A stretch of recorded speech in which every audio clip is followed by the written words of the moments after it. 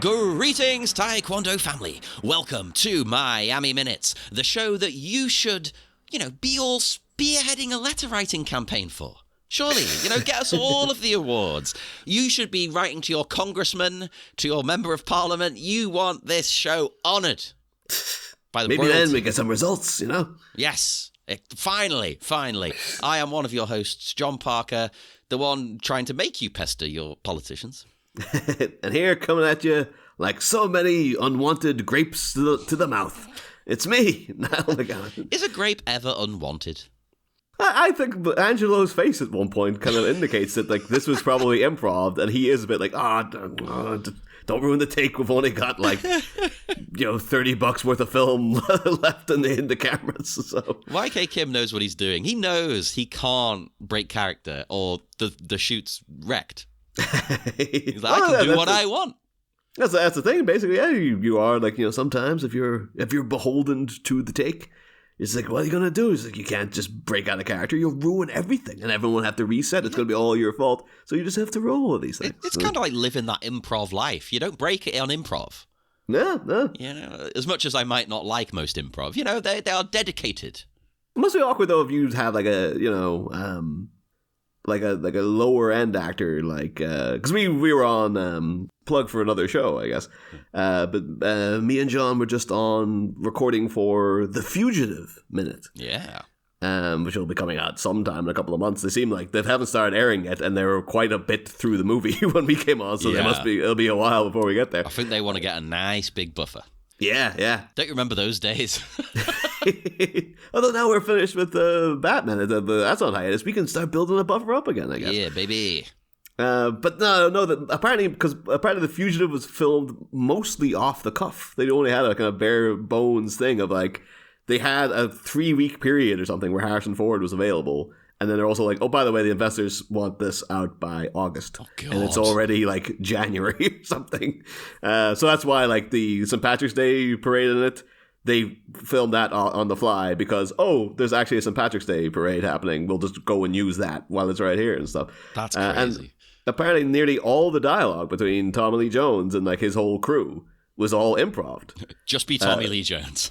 Yeah, but you imagine though, if Tommy Lee Jones is improvising with you, you would be really kind of if you're a lower end actor, you'd be very oh boy, I really don't want to mess this up because if I can't get back to Tommy Lee Jones, I'm going to look an idiot. He's going to be angry because he's so goddamn grumpy as well. Yeah, and then you're going to be and then everyone here's going to be we've not got time to do these retakes. God damn it, go get the freaking thing done, He is the kind of person to, if you don't come back with something really quick as well, he'll say something about it. Yeah, even if he didn't say it, if he just had that, if he just glowered at you and had a kind of, and you're like, oh no, Tommy Lee Jones doesn't like me. Oh no. But before Tommy Lee Jones gets angry at me, I will introduce the minute. This is minute 58, Tommy. The minute starts with the lads gagging for grub, and it ends with them gagging for growth of the mind. Not to skip ahead too far, but I generally started to wonder, I don't think we ever addressed, did all these actors also go to the University of Central Florida? Because they've all got shirts on. Oh yeah, they all do. I don't, we could not find that information, I believe, and it doesn't come up in the commentary track thus far. That'll be the one bit of actual costuming work that they did. It was oh yeah, we got them all appropriate shirts because I guess they're supposed to go to that university, and the rest of the time is just wear whatever the hell you want. I have a slight problem with those. With one of the shirts, which we will get to. We'll get to. I think it's a problem. In talking about information we couldn't source, you may recall last minute we were talking about the sign that Mark had up that he walked past that was in and I said I got on to my guy who's usually the best at translating this stuff. One Jack Stovold currently lives in Japan. And I went to him and I was like, can I ask you for another translation, Jack? And he's like, of course, anytime. Oh. And I sent it to him and he said here's the thing. That's in Korean. I don't know what that is. Oh, it is Korean. Okay. It was hard for me to make it out, to be fair, because I had the picture minimized. So it was Korean. Interesting. Yeah, so Korean's often got a lot more circles in it than I could see there. Yeah. But apparently, no, that's so as inconclusive is the results, but at least we know it's Korean now rather than Japanese or Chinese or something. Yeah, he speaks basically everything but Korean, doesn't he? Yeah. That's one of those, would this be a borderline racist thing? I was like, come on, it's got to be pretty close, though, right? You can give an idea. Like, no, it's a completely different language, asshole. Unfortunately, yeah, it's very... some words are similar, like in Japanese, cheers, kanpai. Mm-hmm. And Korean, if I remember correctly, is ganbei. Uh-huh. It's kind of similar, the way it sounds. Ganbei, you got kanpai, it's kind of similar. Yeah, two syllables. You don't get that all that often. Well, gan and kan, they're just that's kind of the same thing. It's just the way they've interpreted the other's pronunciation. Yeah. And then pay, bye. You're like, okay, yeah. I see how it's sort of changed while traveling. But it doesn't mean all of it's the same, and the writing is definitely not. But to quote what used to be a classic segment, I think actually it's been a while since I read the magazine, but I believe it's still there. Used to be a classic segment in Empire magazine, their Q&A session, How Much is a Pint of Milk? Oh, I thought you only read Playboy. Well, that's for the articles. I go to the Empire for the porn, so. No, well, yeah. But the Empire used to always do like little short interviews with celebrities, and one of their questions was always how much is a pint of milk, to kind of gauge how down to earth the celebrity was. So a lot of times, like usually with the English ones and stuff, they'd know straight away what a pint of milk was. Americans were always like, a pint? What the hell are you talking about?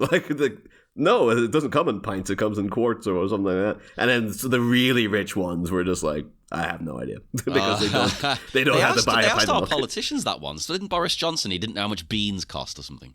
I think, again, it's a good way of gauging how approachable these, the sort of the big wigs are. Because if they have to go out and buy their own stuff, or if they've kind of come from a time where they did have to do that, they will still remember, like, oh, well, a pint of milk used to be like £1.50 or whatever.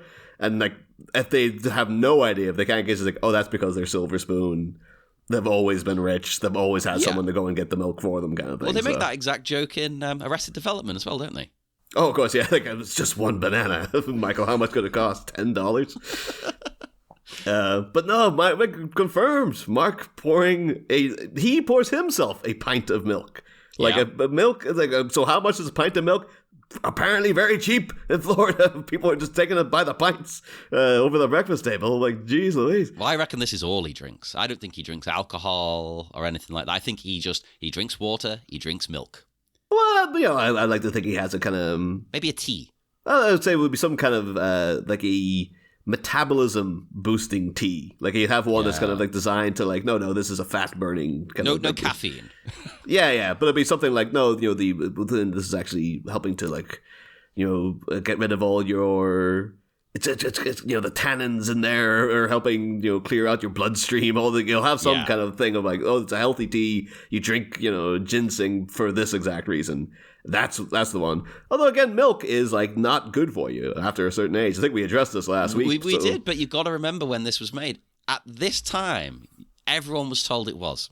But all they're having here for breakfast, because yes, 100% confirmed, that is a big chocolate donut that both these guys have. All they're having is sugar. It's just nothing but like apples, pineapple, chocolate donuts, and fat. Fat and sugar, that is the Dragon's Island breakfast. Let's think, as much as I love fruit, it is still sugar. It's better sugar, but it's sugar. You need other things. Oh, I've been having a great my lunch this past week, though, because I just happened to find, when I was out shopping, like in the reduced to clear bit, but it's still a pristine thing. It was a whole thing of strawberries and a whole thing of pineapple chunks. So I've been having a little fruit salad with my lunch the past week, and it's been friggin' great.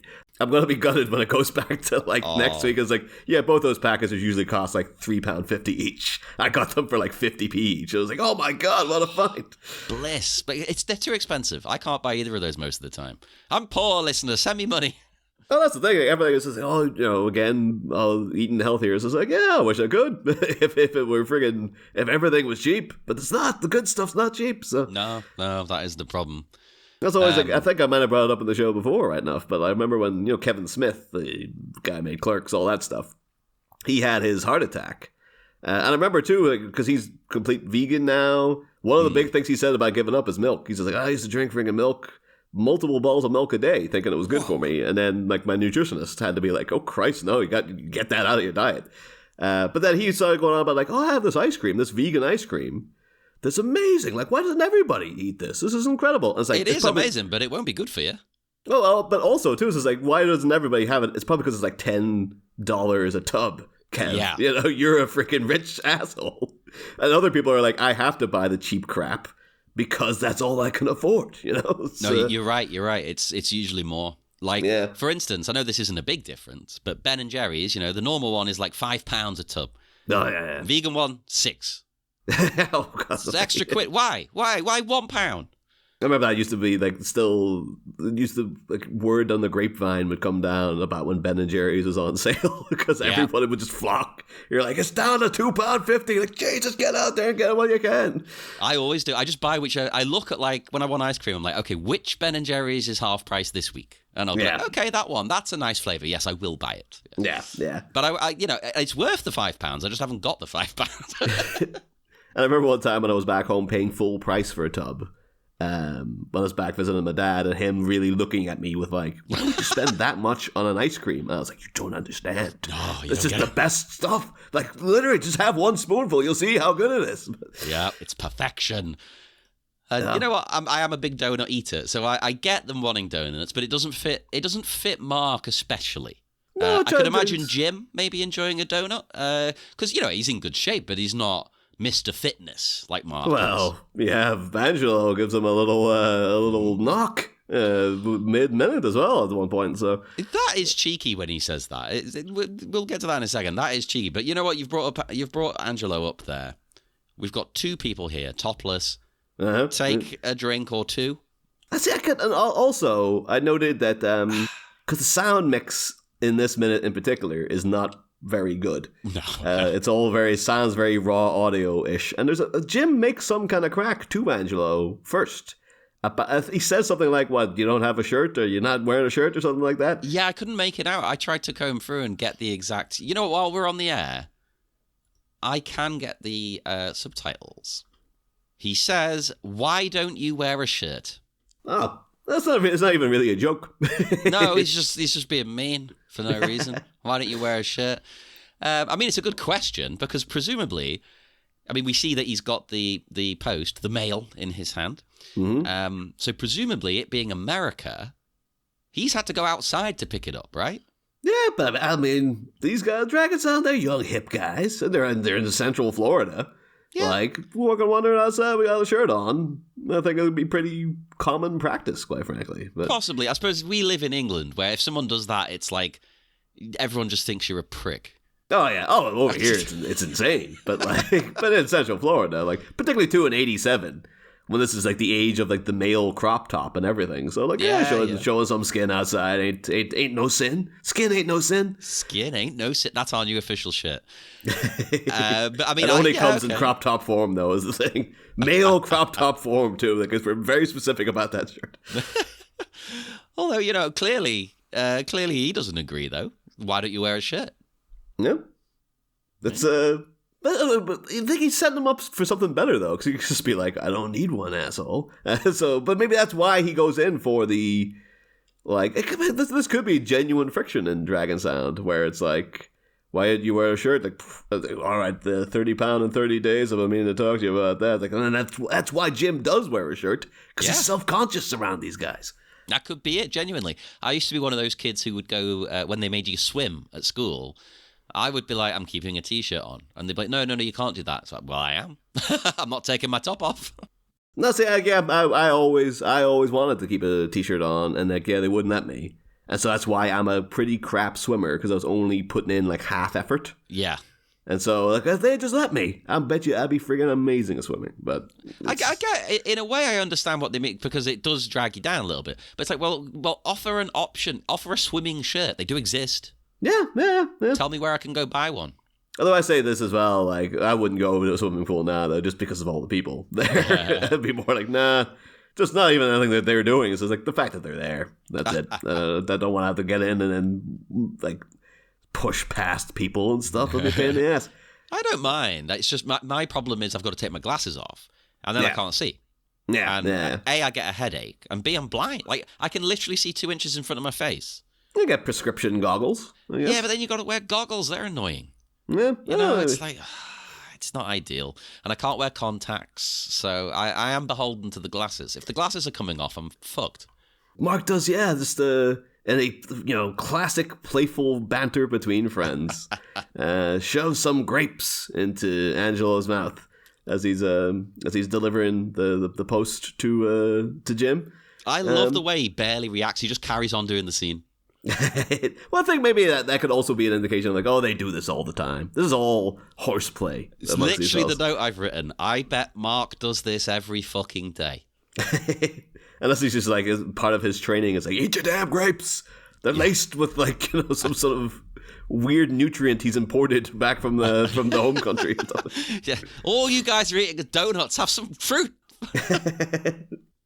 You're having the wrong type of sugar. Okay, have this sugar. I love it though, the way he just even if it's in the script and it's a character choice, it's amazing. Just casually. The thing is, until I went minute by minute, I thought he just did it to Tom. He does it to everybody. Yeah. It's almost like maybe this part of his cult. So this is like his holy communion is every morning. This is Mark's body. Yeah, the body of Mark. Amen. What's the blood of Mark? Milk? He's a very unhealthy man, apparently. Milk and grapes. Although again, that sounds like some sort of like old hedonist, like Roman kind of thing almost. We'd be bathing in milk, wouldn't it be? Like yak's milk or something. Yeah, back in the days, it's like, this used to be Cleopatra. Used to just have grapes and milk all the time. That was her whole deal. And Mark, people often call him the new Cleopatra. Who was that guy too that was in he's in Boardwalk Empire, Arnold Rothstein. Oh yeah, didn't he just like milk and cake or something? Milk and cake. I remember looking into him specifically one time because on the show it was always milk and cheesecake. It was all he ate. And apparently if you look in real life, it's like, yeah, that's accurate, but he also used to eat figs. So apparently we went to his house. Arnold Rothstein, I think, was like notorious. And he himself wasn't a gangster, but he was affiliated with gangsters. And so he was a gangster without... He's one of those who, I am, but I'm not. Yeah. And his big thing was that he fixed the World Series. Like, that's one of those things, never proven, but the legacy of Arnold Rothstein is that, he fixed the World Series back in, like, 1933 or something. But yeah, apparently people said, like, if you went to his house, there was just, like, little bowls of figs everywhere. So he'd just be constantly snacking with wandering past. And then he's like, no, never had any other food. Figs, cheesecake, and milk. That was all he ever had. And he was a perfectly, like... svelte guy. Like, you'd think that would, like... But that just happens to some people. Like, they just have a metabolism that can just deal with eating crap all the time without any massively adverse side effects. If I tried to eat cheesecake and milk every day, I'm sure I'd be dead within a year. Same. I used to be able to. Sadly, no longer. So it gets to the point now, in your mid-30s when you have, like... if you have, like, you say you had a donut, and you're like, oh, yeah, I'll have another one. That used to be a thing, is like, have 3. I could have 3 easy, yeah. Yeah, but you have, like, midway through that second one, you're like, oh, wait. now I don't feel so good. My issue is I still can eat 3, technically, but my body says otherwise. Like, I don't feel bad, but I'm going to put the weight on. I'm going to have to maybe take up Mark's teachings. My breakfast from now on shall be nothing but pints of milk, grapes, and chocolate donuts, and then see how long that can sustain me. Maybe it'll be the kind of thing that's like, no, you start this like see through time. You perceive the world differently. Within a month, you'll be that shredded. Yeah, I'm sure that's all you need to do. You don't have to put in any work. It's just the diet. Exactly. Yeah. What do they say? Abs are made in the kitchen. That's the phrase. There you go. I'm still... Again, we probably brought it up last week, but like... So do they have like a milk delivery service? Like, someone has to pay for this milk of everyone at their communal group. Yeah. So do they all chip in? Is it like, put a couple of bucks in, like, and then we all just go and buy like a weekly big thing of milk? I've always wondered that with big groups of people living together, because I've only ever lived with an individual. Yeah. And that was fine, because you're just like, right, okay, we'll shop together, we'll split it 50-50. Unless one of us is out of work, and then you contribute a bit less. You work that out. But this many people, it's like, well, do you go to the shop separately? Do you go as a unit? Does one person go 1 week, one person go... And you give them what you want on a list? It'd be complex, right? I think back when we were students, it used to be people would throw in like a couple of, like an extra 20, any shrapnel you had in your pocket, put that into a thing that goes towards like the milk fund. And then someone once a week would go, okay, I'm taking it, going out, buying the milk. And then when people would start getting jobs and, expendable income was a bit more like, someone would just buy a thing of milk and then everyone would use it, and then whoever was just like, I bought another one. And it wasn't so much like making sure that everyone contributed. It was more of it's only milk, it doesn't really matter. But when you're shooting, maybe all the essentials you chip in, kind of, Yeah. So yeah, I think that, but Dragon's on, I can imagine, well, it's hard to know how organized they are, because as we find out in this minute, that they're bums. They're unemployed bums, is what they are, John. Angelo then... Oh, no, we have the letters first, actually. The letters. Oh, my God. Right. So, first off, he says overdue insurance. And I was like, which of these poor orphans has insurance? Unless he means car insurance, because I'm pretty sure you have to have that, right? I put down, it must be car insurance, because it seems to be all going to Jim. Like, all the letters are for Jim. Well, he's clearly the one who's going to make some money in his life, He's got that nice suit later. But I guess it would be like, so car insurance, because or maybe it's different because over here, I guess you don't start thinking about things like health insurance and stuff until you've got a family.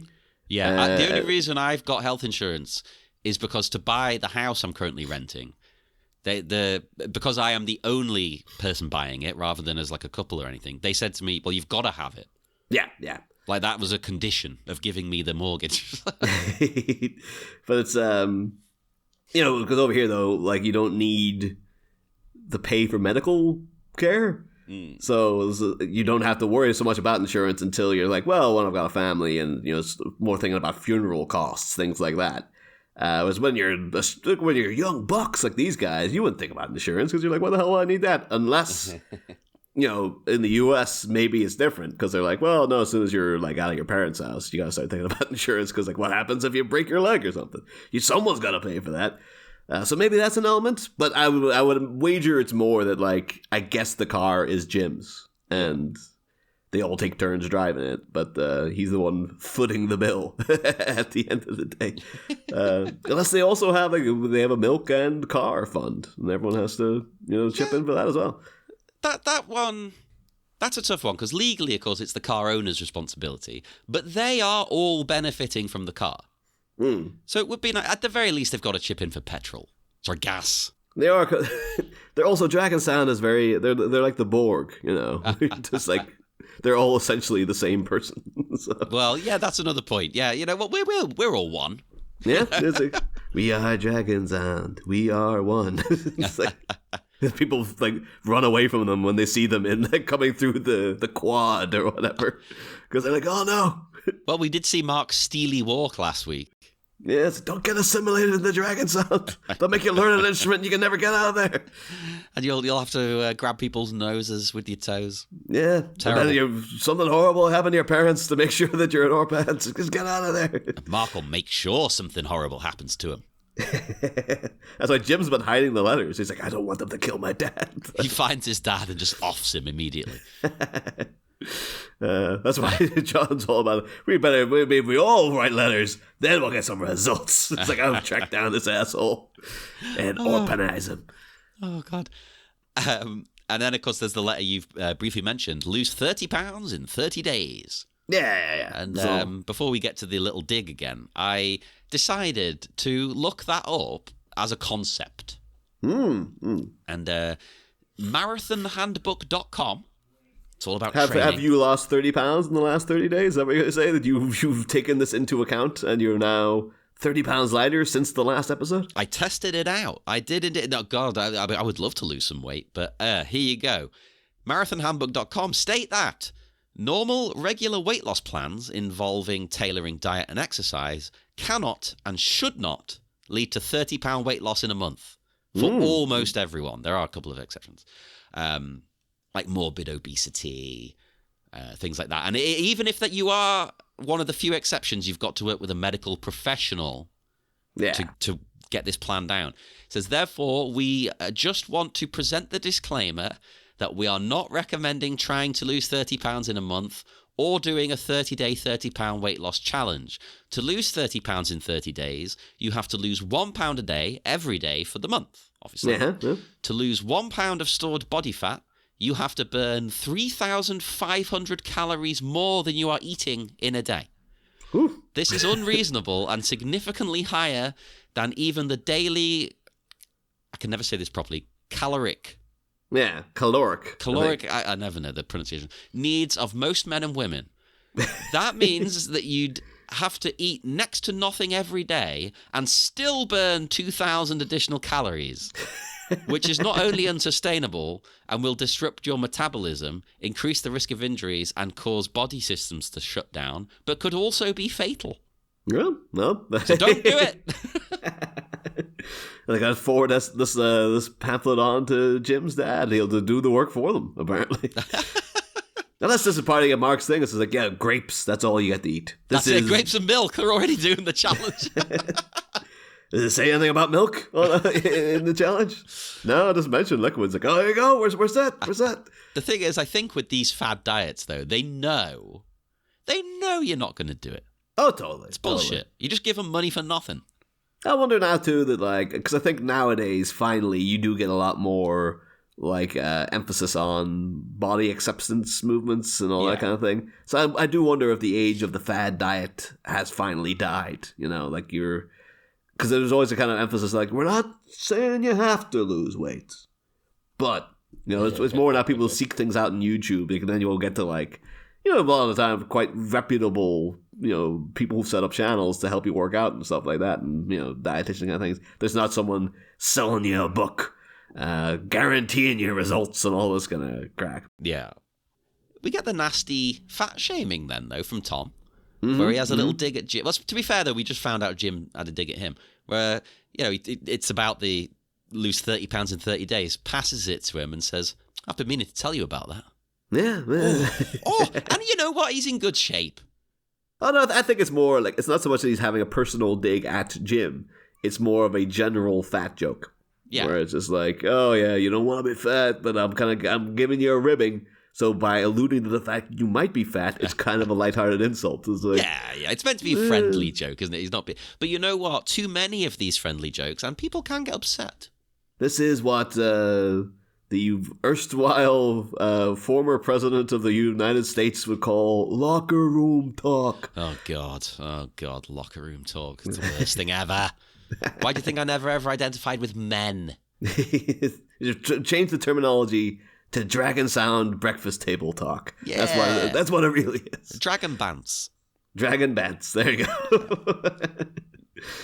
I feel a bit too, because there's you know, this would be taken as lighthearted ribbing between Angelo and then Jim.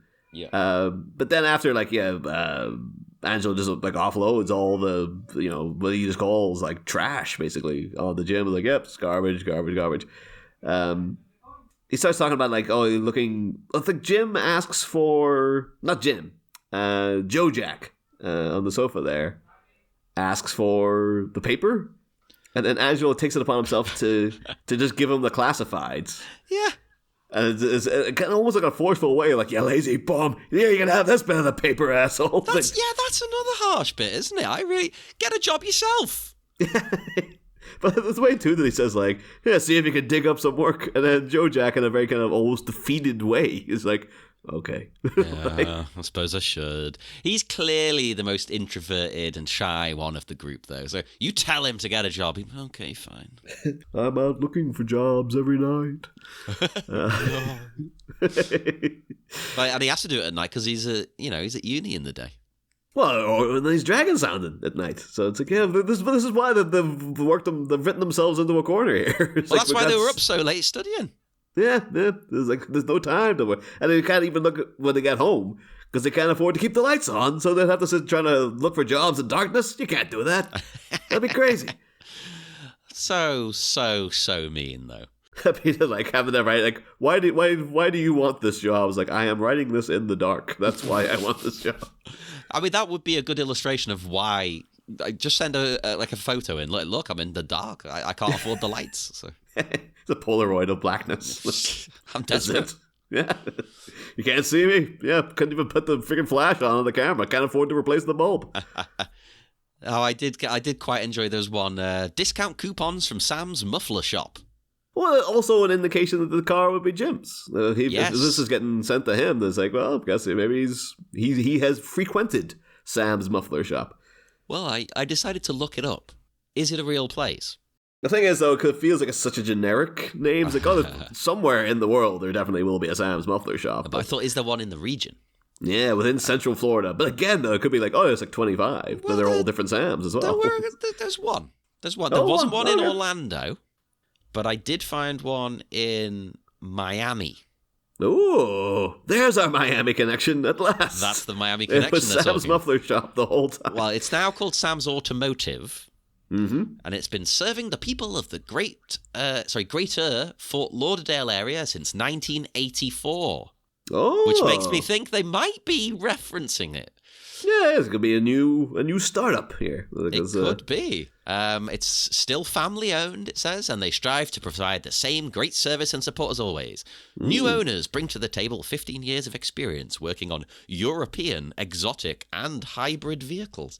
So it's not even the OG Sam these days. It's some other guy. It's still a family thing, but it's a new family. And yeah, now the specialty is European and exotic cars, which I don't imagine it was back then. If these guys went there, I mean, they have a very nice car, but that's not like a fancy Italian sports car, you know. No. It's a nice car.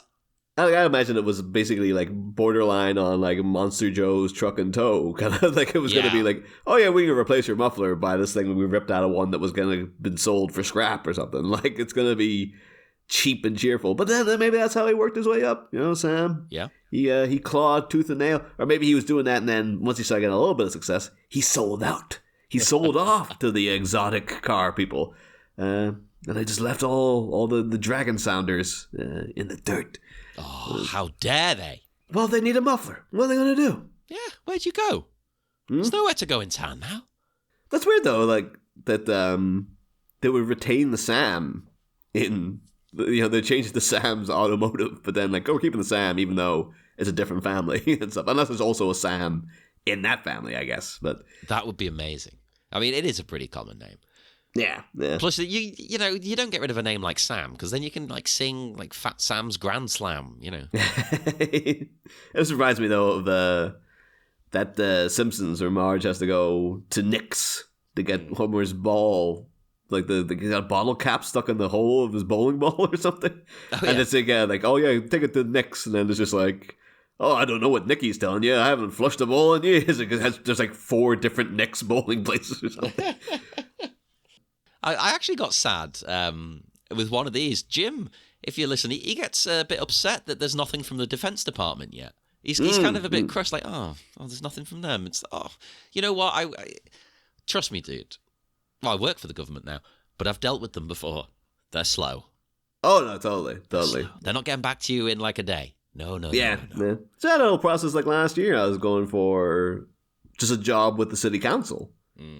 And like, there's like the period of time between applying, been told you're getting an interview, getting the interview, and then doing the interview and like waiting for feedback was about 8 months. That sounds about right. Because me applying for this job and then being in post was, I think, 11 months. Yeah. That's insane.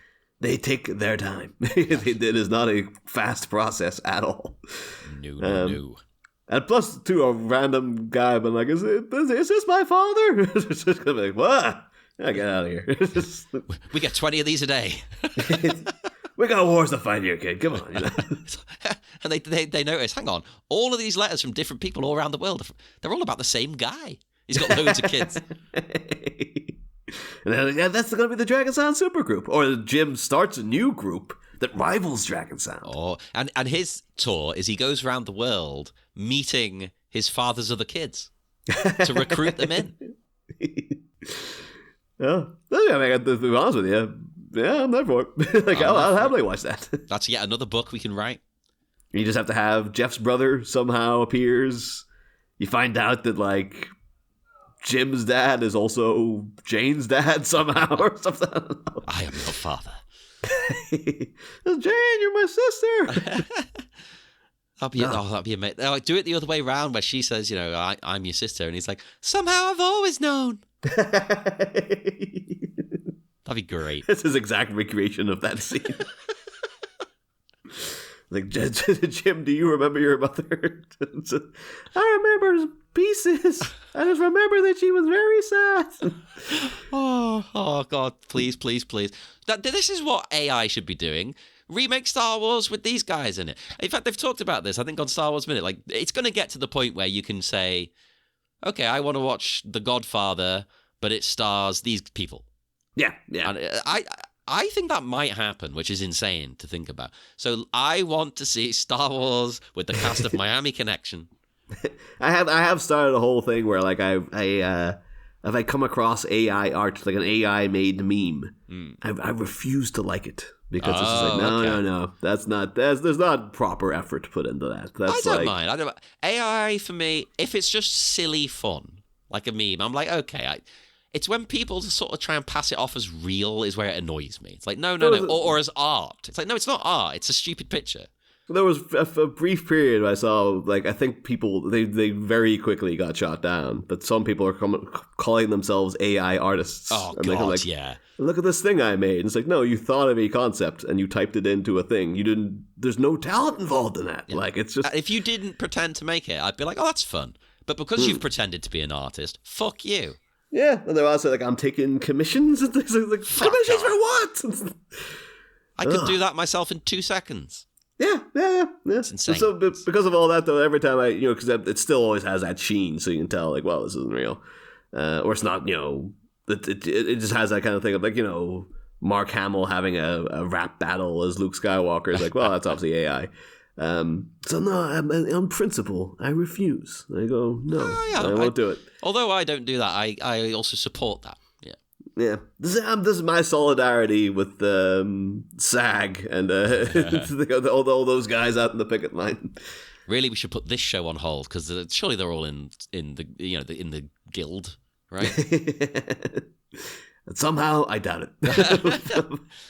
Right, then we get John, who I think has the dumbest idea of all time. Not me. He decides, with a mouthful of food, might I add, that they should all write to the military, and that's bound to speed up the process, right? No, right? No. It makes sense with Jim, right? Because he's the child of this man. You have no connection other than being his orphan mate. Yeah, well, they're going to be like, my buddy wrote to you 3 weeks ago, and you've not said... And I'm pretty sure it'll all go to, like, different people, probably. Like, it's not going to be the same exact person going, like, oh, that's right, these people wrote that letter. It's just going to send to some other on the sea of people in the mailroom. It will. And then eventually, months down the line, they might connect the dots of, like, oh, that was to do with that letter. Oh, where's that other letter? Oh, no, it's in processing. No, that's Plus, long gone. They can't reveal details about one of their guys to a random. Fair enough to his kid, maybe, even though, the kid was abandoned. But maybe you would contact the dad and be like, look, this kid wants to get in touch with you. But not, oh yeah, also his mate. I just like the idea, though. They'd write the letter and they'd have to, like, try to, like, paraphrase Jim's monologue from what they remember. So they're like, yeah, my buddy was telling me that his mother was Korean and his father was Black American. That's right, And they're just sitting there trying to, what did he say that night? It's like, what are all the details again? And every time they all have, like, it's probably like every letter is slightly different. So they're like, all the details are getting jumbled and stuff. Like, is this the same guy? Are they all looking for the same dude? It sounds close. I don't know. But this guy said his mother was Black American and his father was Korean. What happened there? They didn't bother to check with him again. I got the gist. All you need's the gist. It's fine. We'll say, too, though, like 42 seconds if you pause it, John cuts an almost ghostly figure. I just like had that white towel or whatever, or just white bottoms he's got on, and he's also the whitest man in the world. Yeah, and it's like the way the light is coming through the window and hitting him. It's just like he just looks as if like that's a specter that's appeared in front of him now. I feel him. That's me. That's me as a redhead. Yeah, the ghost of Orpan's past, I guess. Oh. But Mark, though, I love what happens here. Mark agrees with this idea. He says, yeah, it's a good idea. But the way he delivers that line, he clearly says it out of pity. It's like, yeah, sure, John, great plan. Good work, lad. Yeah, nice. As part of his leadership book that he's been reading, it's like, let your underlings think that they're doing well every once in a while. He's like, I've been too hard on them. Yes, good job, John. That is a good idea. We're not doing that. No, the implication is that absolutely we're not doing that. No. He's going to come in later like, oh, Mark, you have some stamps? I wrote that letter. Like, oh, I'll mail it for you. Yeah. I'm going down to the post office later, actually. So, hand it to me. Actually, I say that, right? Do America have a post office? Oh, yeah, they have a post office, yeah. Do they? I think the only time I've ever seen it, ever, in media, is when Homer goes there trying to steal Mr. Burns' mail. Oh, no, they have a whole big... No, it features heavily in Seinfeld and stuff, the mail office. Okay. I haven't seen all of Seinfeld, so I must have missed it. Or I'm forgetting it, because, I didn't pay attention, because it never came up as a question.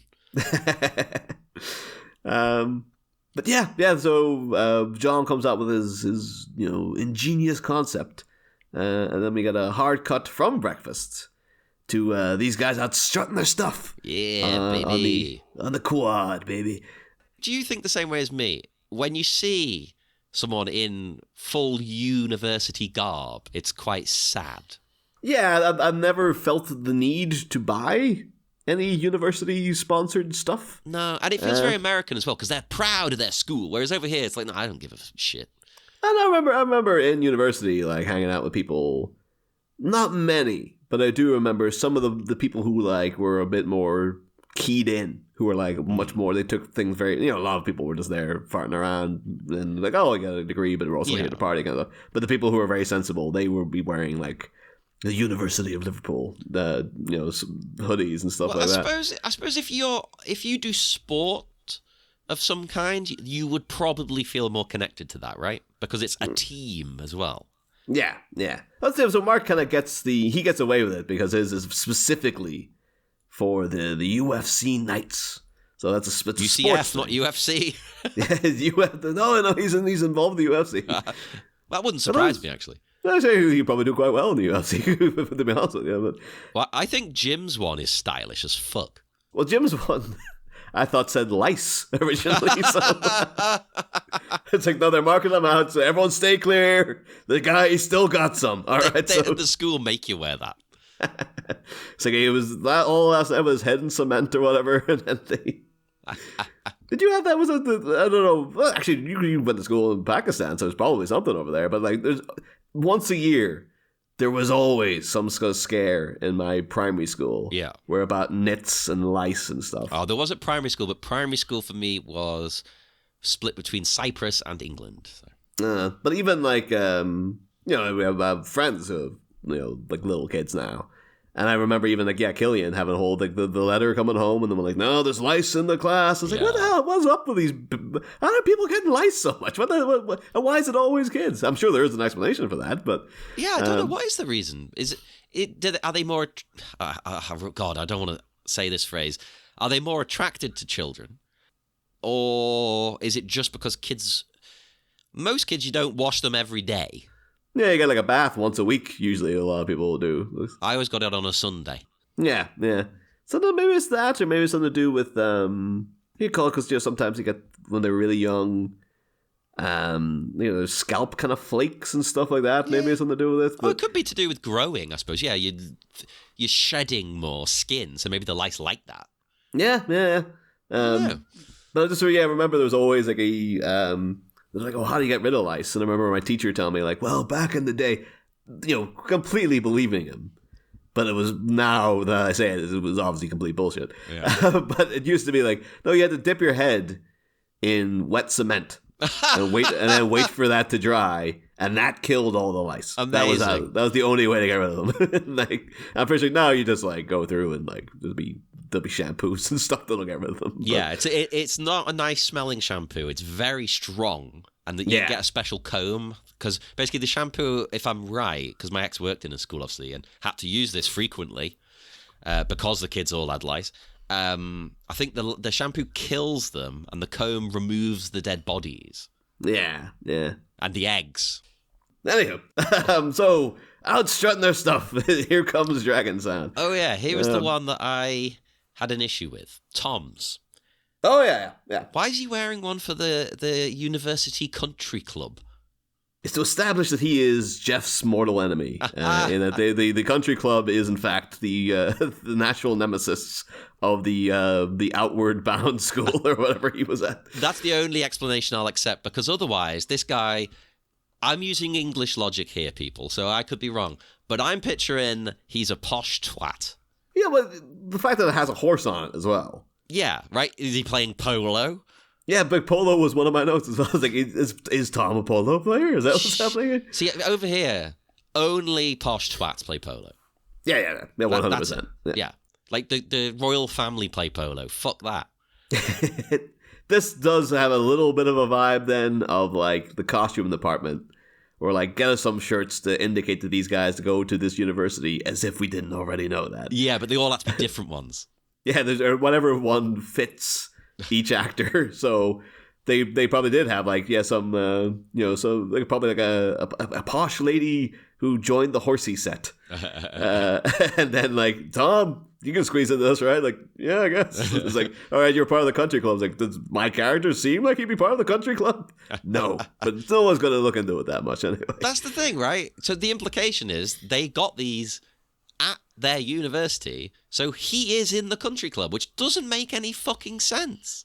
The vibe of a country club would be like they wouldn't have riffraff like Dragon Sound in there. Although it might be in Central Florida, it's all very different. But I doubt it. I imagine it's still very much the country clubs for like that's where the the people whose parents this was their alma mater. Yes, they're old legacy people. So like, yes, no, you enjoy the country club and enjoy the you have to contribute to it. My father donated a a wooden chair that was made of solid oak or something, that kind of crap. Precisely. Whereas Mark's one, UCF Knights, you're like, okay, that makes sense. Like, what is that, the football team? Yeah. I looked a little bit into the UFC Knights. UCF, you said UFC again? Yeah, so UHF, he's a Weird Al fan. UPS, yeah. Yeah, UPS. Well, it means easy to make out in the lice one next to keep away from Jim. You're standing too close to him. They're giving him crap about 30 pounds in 30 days. Like, you got lice, asshole. What the hell are you doing sitting near my breakfast table? He's got 30 pounds of lice on his head. Yeah, lose 30 lice in 30 days. But no, so Mark's I kind of got I'm not too sure if he'd be a football guy, but even if not, it kind of suits him to be like, oh, I'm trying to blend in. Like, I am a foreigner in these parts, and so to show that I'm cool, I'll buy the shirt. I'm supporting the local squadron and all this kind of stuff. I know we looked a little bit into some of the stuff about the University of Central Florida way back at the start, but I don't think we ever touched on the Knights, as it were. Yeah, because we had a whole thing where I remember that the university's like their slogan or whatever was "Reach for the Stars," because we had a whole S Club 7 thing going on that, and their actual their symbol is a Pegasus. Yes. And so I thought like, oh, you think you bring that over like on that country club, a T-shirt, it would be the Pegasus rather than a horse. And the UFC Knights would have like their mascot would be a Pegasus or something, but apparently not so at all. Oh, okay. Their mascot is Nitro. Oh, that sounds like a gladiator. It's designed. It's basically he looks a little bit. It's Nitro with a K. Yeah. And he's got like the animated Batman eyes. He's a very intimidating looking golden and black knight. Oh. And he's from peering out, he's got like the little white triangles to indicate his eyes and stuff. And you're like, oh man, yeah, he's looking pretty intense. He has a history, Nitro. It was a whole big thing, like, when they made Gritty for like, what is he, like the Philadelphia Flyers or something? Like, yeah. It's definitely Philadelphia. Yeah, I think Flyer sounds familiar. Yeah. Yeah. So they would bring in like, oh yeah, so you have to have, you know, people thought and effort putting into design your mascot, and Gritty was like the new one. Like, hey, we're ripping off the what called like the honey nut monster or whatever. But no, in 1994. So I guess this is all pre-Nitro, actually, tragically. A committee was formed to explore and develop a character mascot that would attend athletic events. A number of drawings were submitted by Trey Gordon, who was fraternity brothers with the student who named the new mascot, ironically.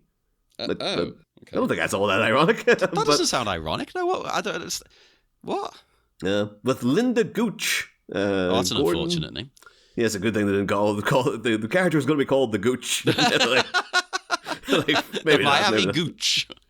It's like, all right, so not the Gooch, but Pegasus. Let's call the Peg Boy. The Pegger? No. With the catchphrase, get pegged. Get pegged. Nitro's name came from an election held by the student government, and the winning submission was from Robert Morris. With the UCF's first mascot had been the Citronaut in 1969. Citronaut. The Citronaut. Unfortunately, no pictures of the Citronaut. It's like the Citronaut was designed by Norman Van Meter, the brother-in-law of FDU's then president, in an attempt to combine the two major themes of Central Florida at the time: the citrus industry and the space program. I gotta look up. Maybe look up. There's bound to be a picture of this guy. Was he like a rocket orange or something? What is this like? Yeah, you got to find it. Find me a picture, please. Citronaut. This sounds like this would be like Nitro is all well and good, but let that like that. Oh yeah. Oh no, there's pictures of the Citronaut. All right, he looks like something out of the Jetsons. He's like a guy with his body is an orange. And he's got like a green head with a helmet. Oh, that is not what I was expecting at all. Well, now I'm a little bit disappointed though that they don't have any representation of the Citronaut in. Yeah, release the Citronaut cut. We need him back in this movie. They've erased him from the world. It's not fair. But yeah, no, the whole thing where I think Nitro was an attempt to make everything a lot more hardcore, man. Because he looks very intimidating. When did they rebrand it? Well, that was 94. Oh, that's so 90s, though, because that's what they used to do. I remember WCW Wrestling was at one point sponsored by Surge. That was like the cool soda. Surge! Yeah, it was like radical.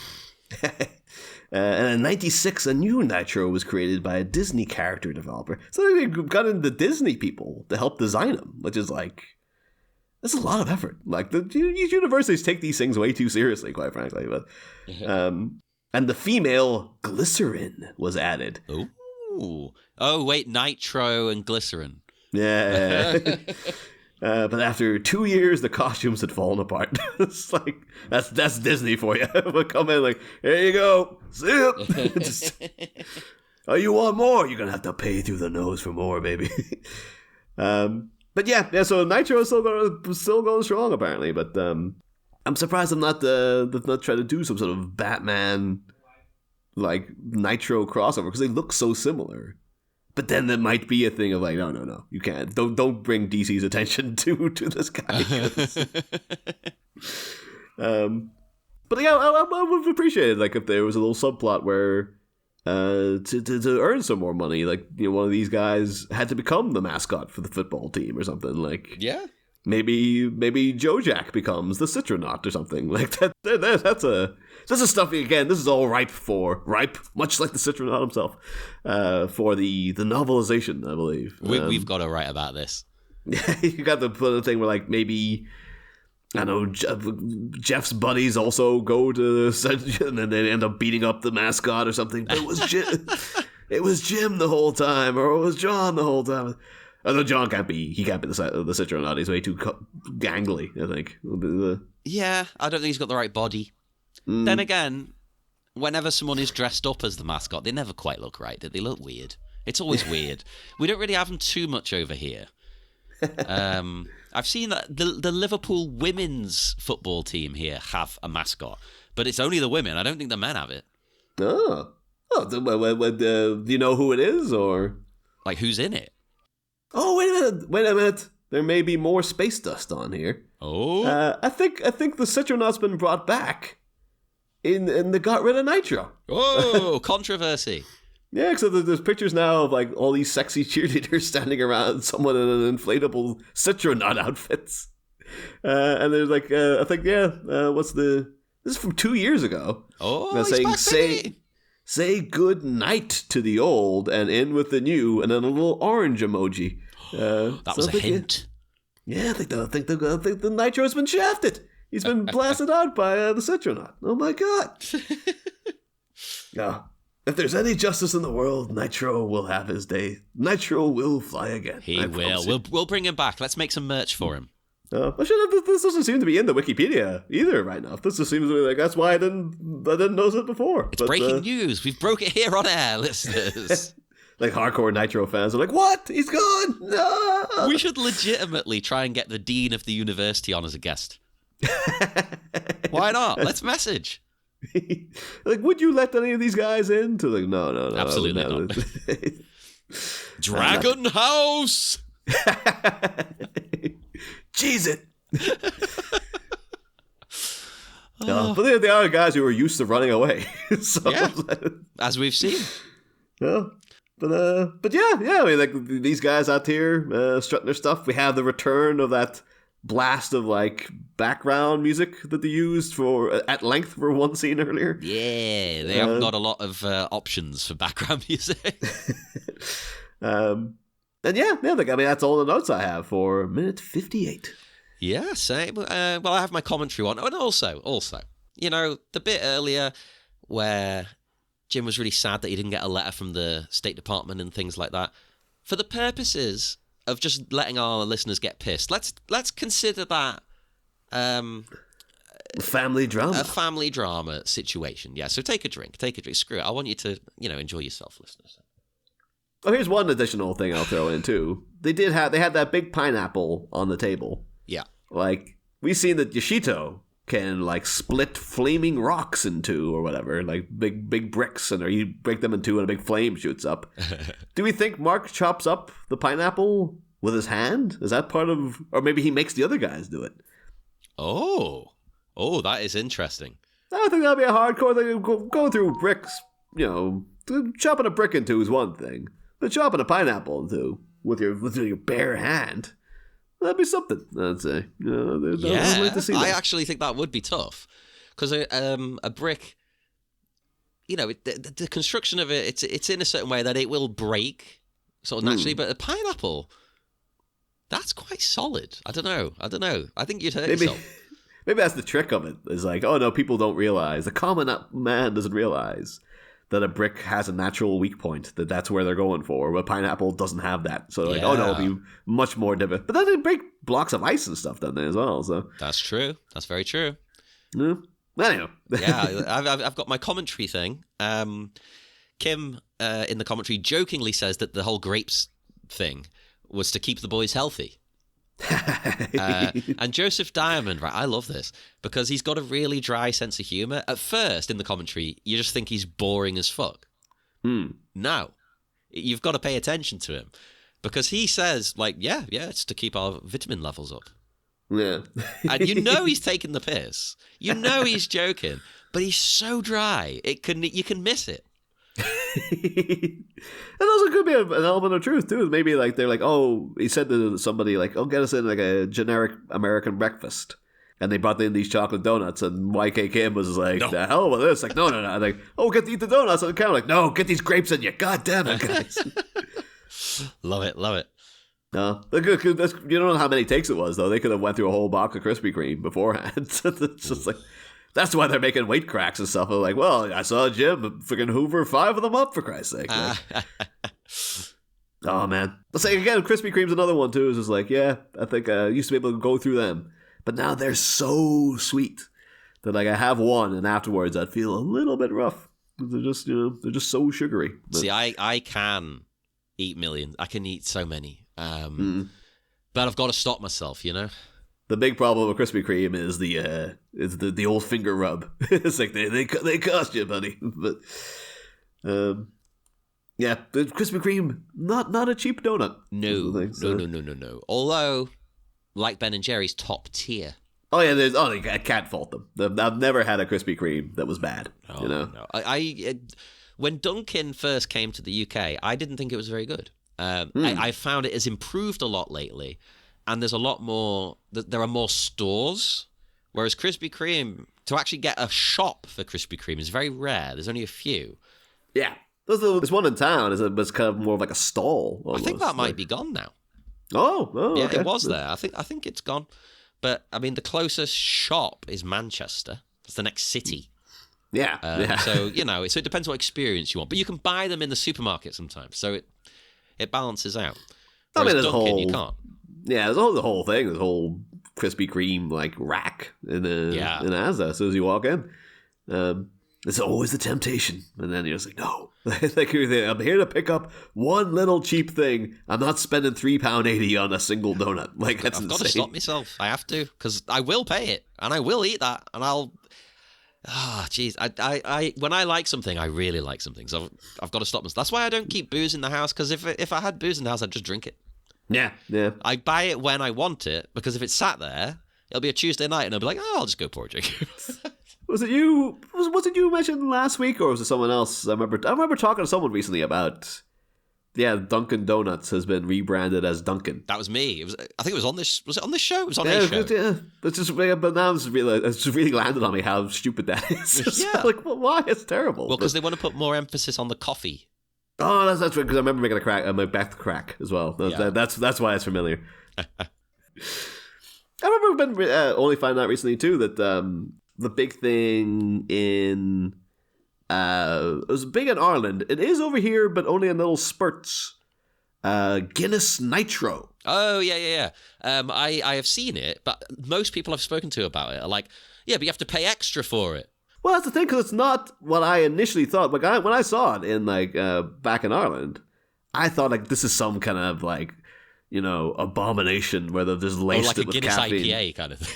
Yeah, or it's just like, it's Guinness Nitro. It's like rocket fuel. It's designed to it's loaded with caffeine or something. Yeah. So you can keep drinking all night long. No, but it turns baby. out, no, it's actually it comes with a little attachment on the can that's just to make it taste more like it does in the pub. It creates the same pour with you not needing the equipment, basically.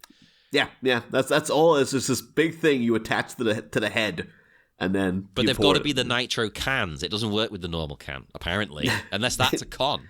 Well, no, I think that is all part of the con as well. It's all going to be some sort of money spinning crap. But just the name Guinness Nitro, because it makes you think it's some sort of weird energy based version of Guinness.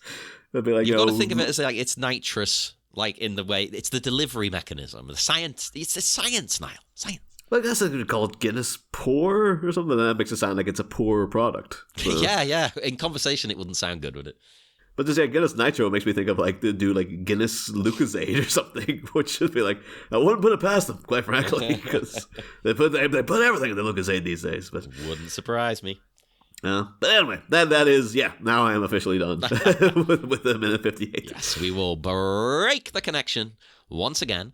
As usual, come and speak to us on Facebook at the Miami Minutes Taekwondo Orphanage, on Twitter X at Miami Minutes. Not Twitter X, that sounds like our side porn. That's the one with all the dick pics on. You can, if you want dick pics of Niall, that's where you go. That's Miami Connects. Oh yeah, that's our Miami Minutes After Dark show. Instagram Miami Minutes. And why not check out our merchandise on TeePublic? Look up our network, Sleepy Charlie Media. We need a logo. We've got a logo, but we need one with a sleepy dude. Yeah, you could just draw the Citronaut, but he's really sleepy. But he's asleep. Yeah, we should maybe do that and make some merch out of that. Yeah, replace the T with a C. There you go. You're set. Done. And come and join us again. In 1 week's time, we'll have minute 59. So see you then, orphans! Get a job yourself! Listen to me!